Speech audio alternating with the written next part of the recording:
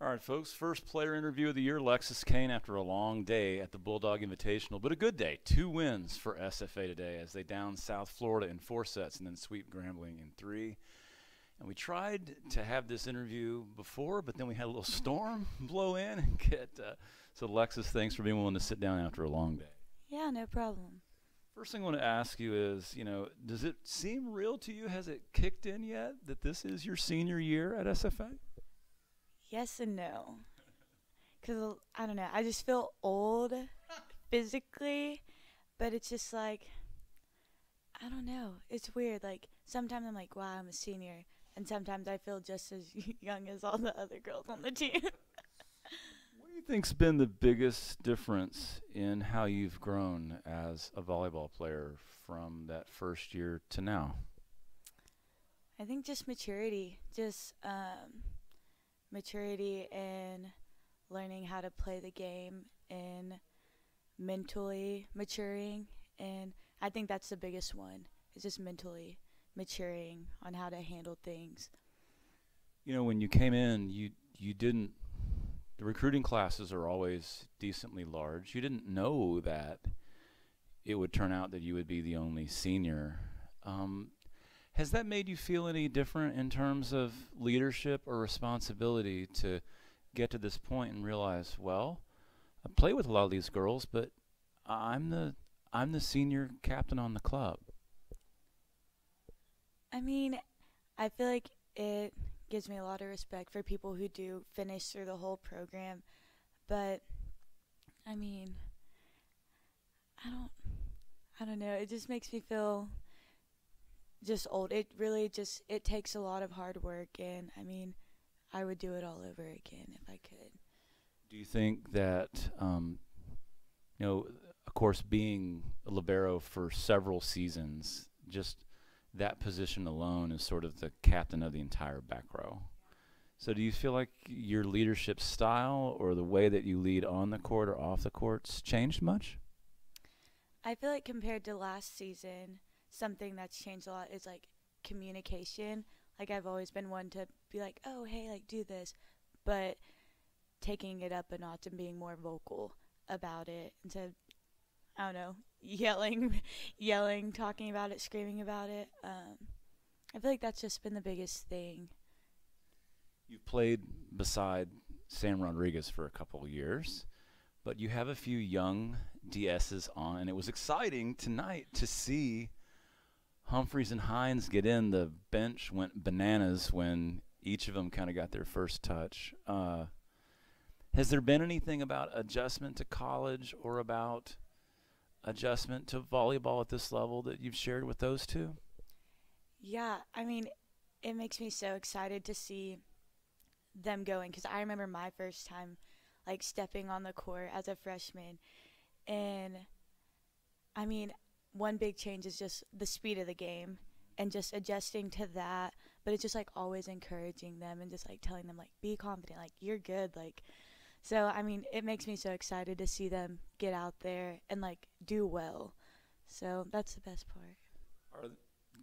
Talking about that, are there players that you remember that are now gone that did that for you? Who sticks out in your mind as sort of the mama bird when you were a freshman that kind of took you under their wing?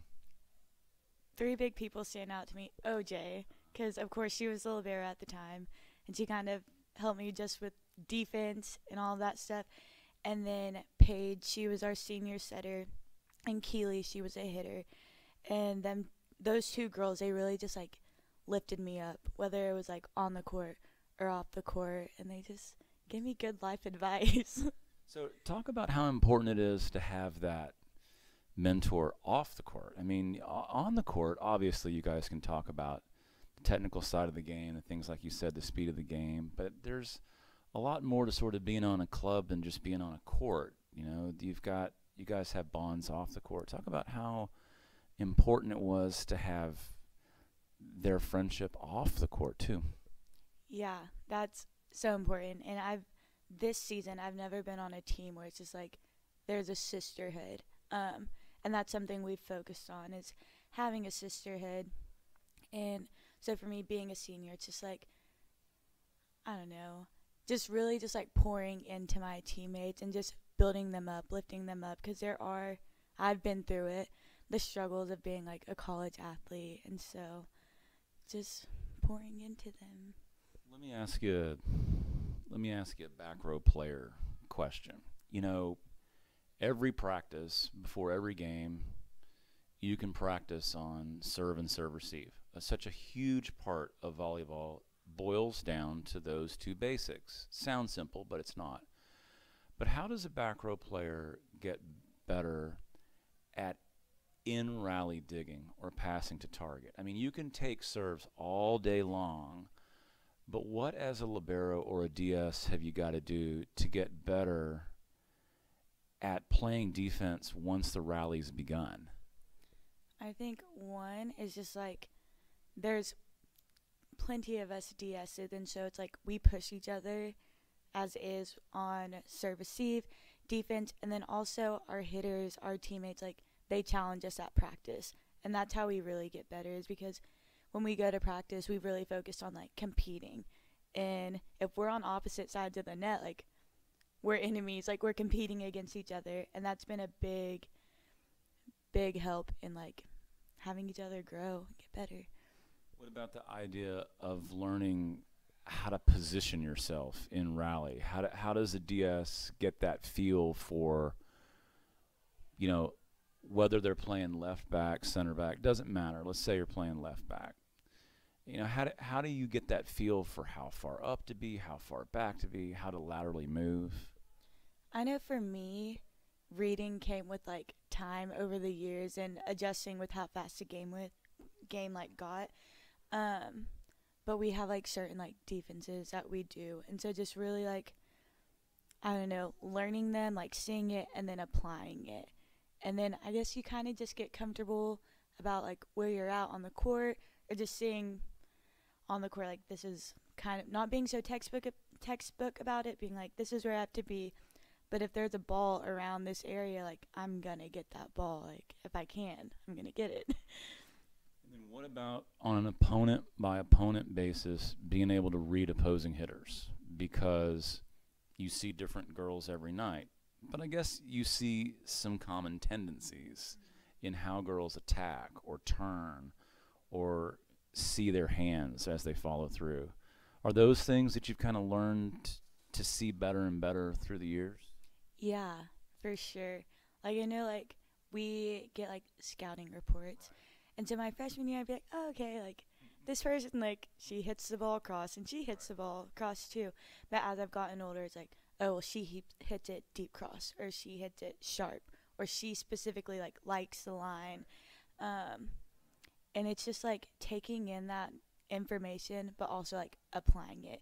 So when you get out there, like I actually have to do these things. Like she's the one that hits across. Like I'm gonna be there, waiting for that ball coming to me. Knock on wood, and we are sitting on wooden stools. You've had a very healthy, for the most part. I mean, everybody gets dinged up, banged up, but you've been very healthy during the time that you've been here at SFA. Is there anything, I mean, you played for a very, very good high school program in Amarillo, but is there anything you do different in terms of conditioning or taking care of yourself or diet or anything like that in terms of health that you think is more important now than you did when you were playing high school? I know coming to college, like we started like lifting, and I had never lifted at all in high school. Maybe like the bar. That's not like lifting. So like lifting, and just like for me, I was excited because it was like, oh my gosh, I'm getting stronger, and seeing that and seeing it carry over into like practice and seeing myself get faster. And also like it was cool because in high school we'd go out to eat, and we had to be like healthy on things like no fried foods, no sodas, and that was nice because that carried over into college. But one thing I do notice is like before like we play, like even a few days, I'm like, do I really want that piece of cake? Like no, because I'm probably like gonna move slow. Yeah. So it's cool to see that, how it's just like I actually try to make healthy choices. I mentioned Amarillo earlier, but